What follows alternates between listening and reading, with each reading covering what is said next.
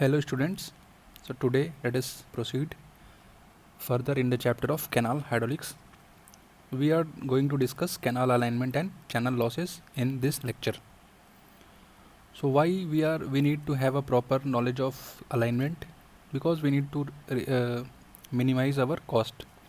So if we are having a proper gentle slope which is available naturally, so that will be very much helpful for us because it will reduce the cost of pumping. We don't need to lift the water, we are getting help of gravity or natural slope for the movement of water along the channels. So practically in field we are using three types of canals. First one is watershed canal or ridge canal, second one is contour canal, and the last one is side slope canal. So what the before going into watershed canal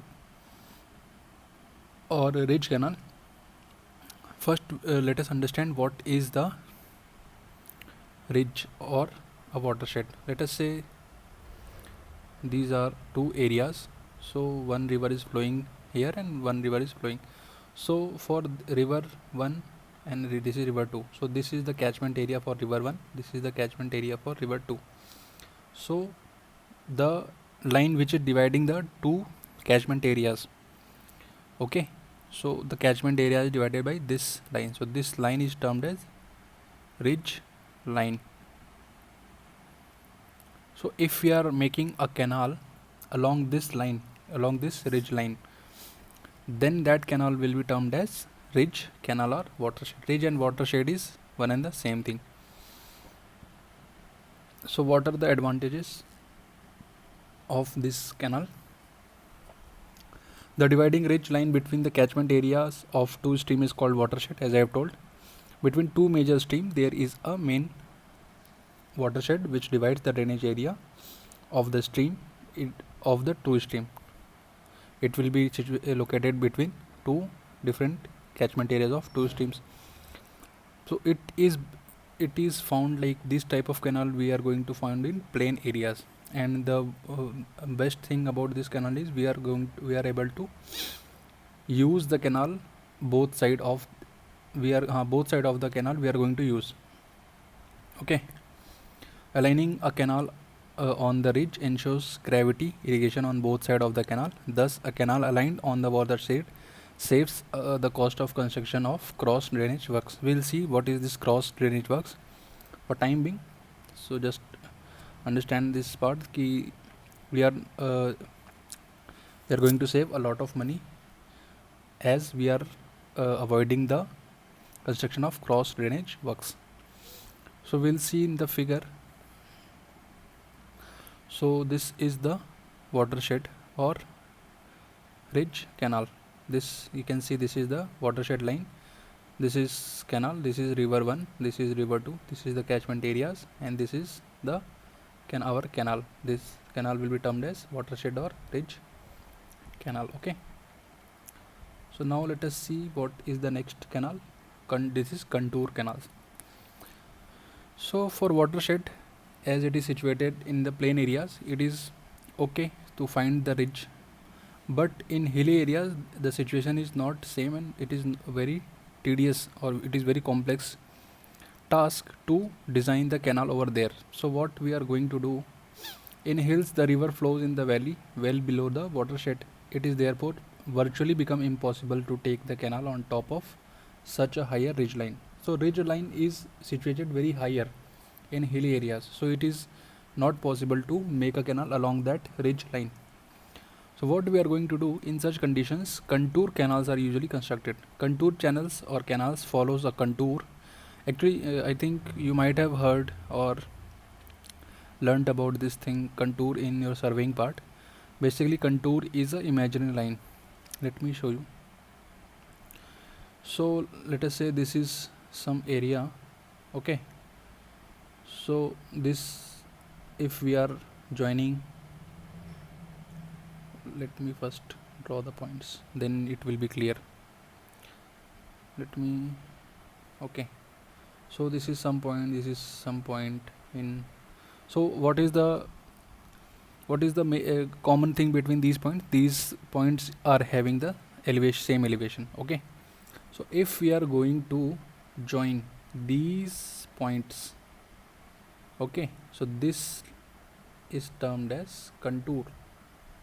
So contour points are having same elevation. Okay,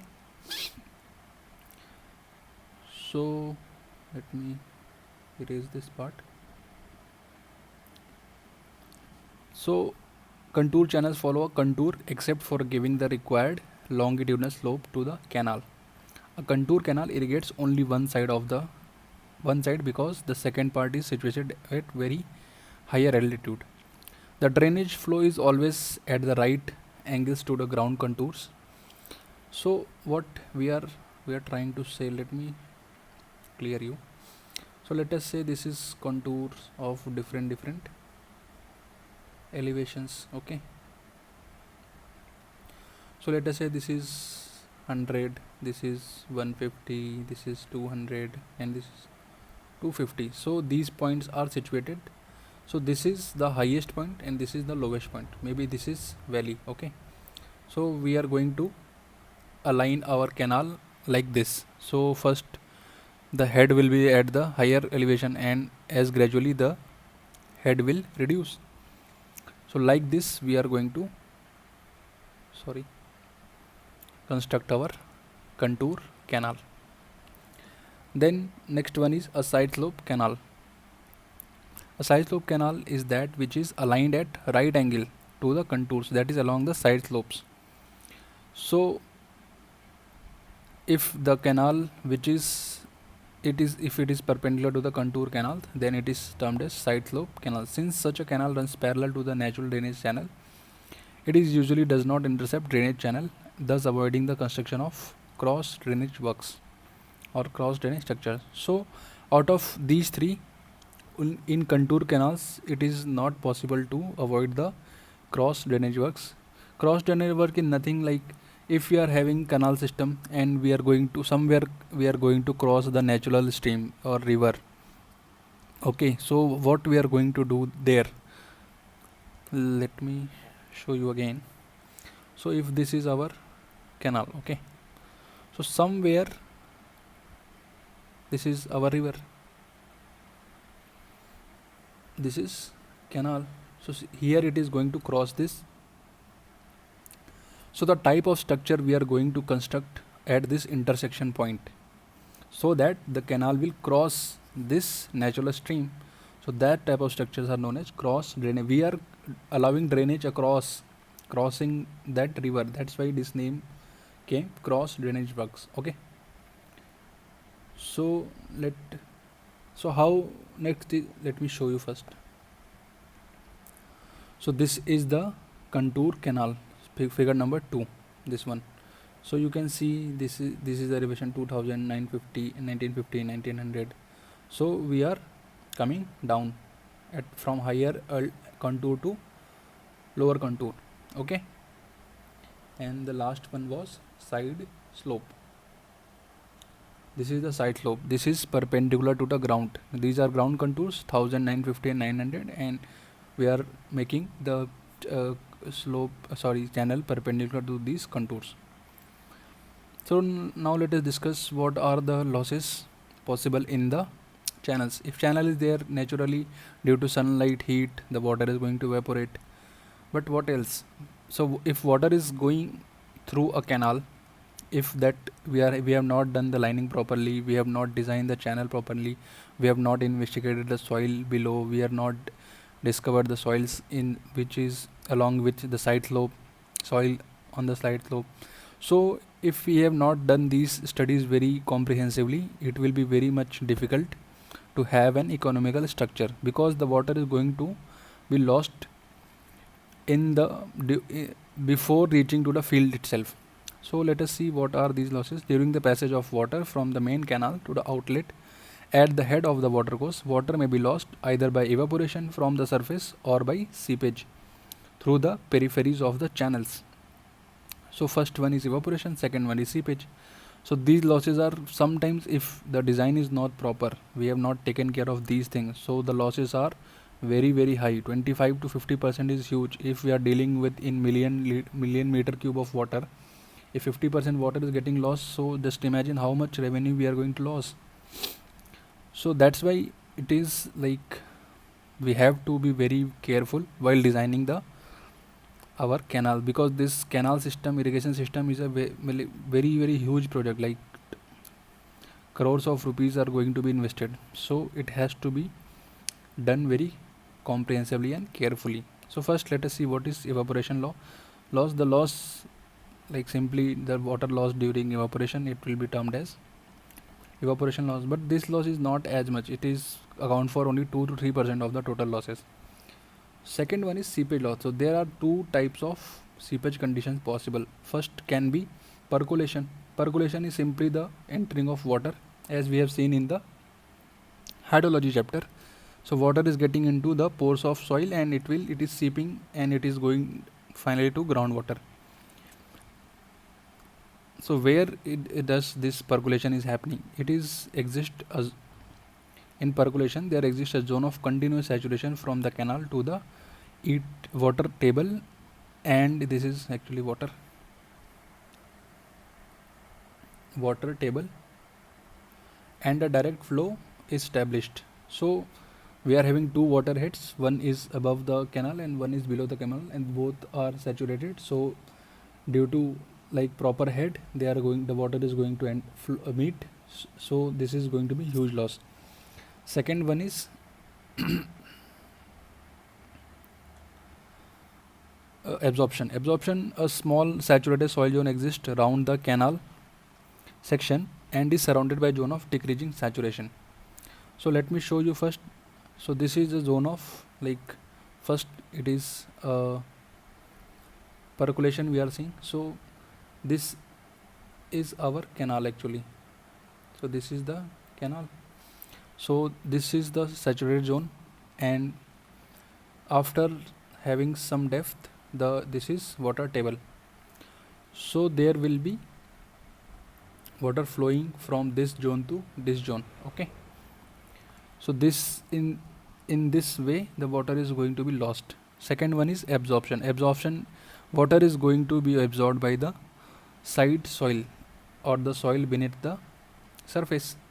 So in this way we are going to lose a huge amount of water.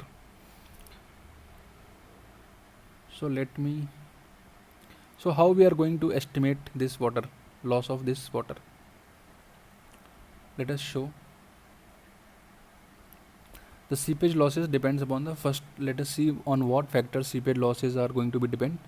Type of seepage, whether it is a percolation type seepage or a absorption type.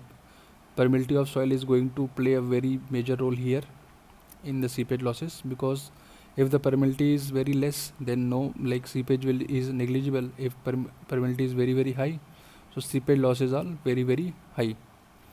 The condition of the canal, the seepage through a silted canal. If the canal is silted or old, so water is not going to be lost as compared to the new canal.